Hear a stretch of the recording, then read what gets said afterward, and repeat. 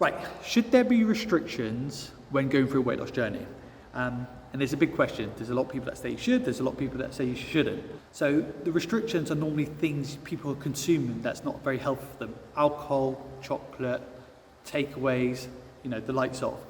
For you to change, you have to change your lifestyle. The lifestyle you're living currently right now is the reason why you're in the position that you are. And if you're not happy, then you have to change that to a healthier way, a healthier one to become healthier, obviously.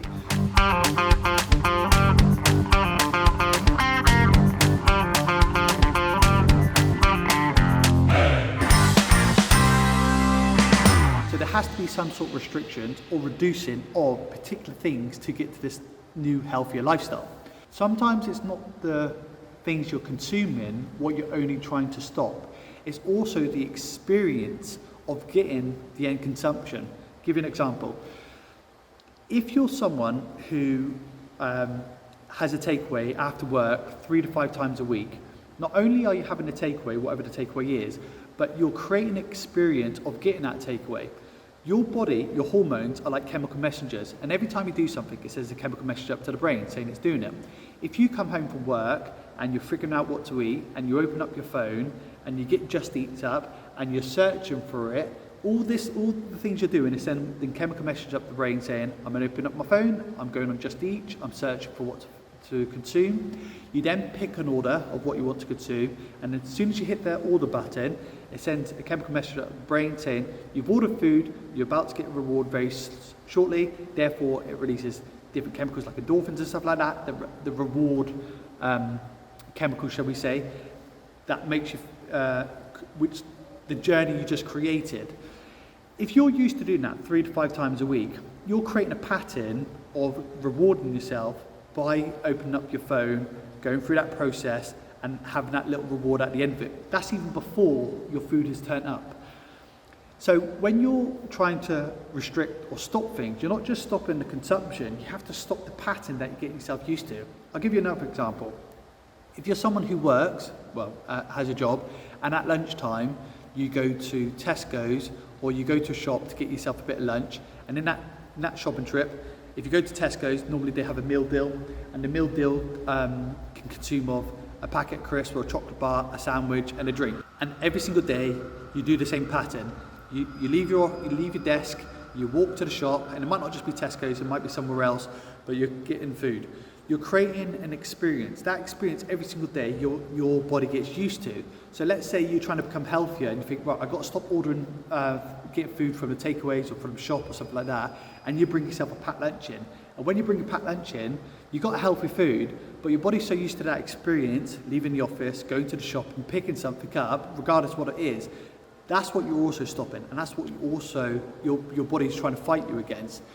When people don't understand this, they feel that they're just failing, and they feel that they can't live without the naughty food, but it's not the naughty food, it's the experience that your body's trying to fight you against and trying to get you to do that you're so used to doing.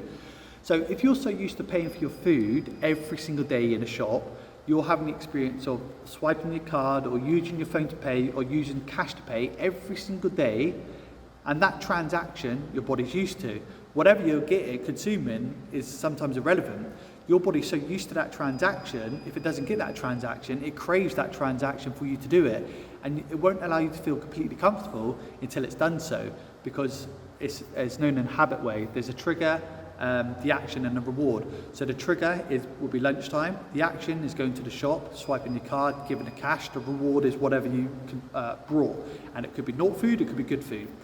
So when you're restricting things, if you can understand the patterns that you're creating to getting bad things, you can normally sometimes continue that pattern, but the outcome is a healthier outcome. So if you're someone who's used to getting takeaway 3 to 5 times a week, you can it's very hard to find healthy takeaways, especially where I live, but there are places where you can have healthy takeaways, and you can kind of continue that pattern. If you don't have the luxury of having healthier takeaways where you're around, you do have to just cut that out. And that's where the restriction kicks in. You have to, otherwise you're always going to consume the unhealthy stuff, which is going to keep you in the body that you want. If you're like the lunchtime sort of thing, you have a healthier outcome, swipe your card, give the cash in if you need to, allow that reward to happen, which your body's used to, but the outcome's slightly different. You can change that pattern later on.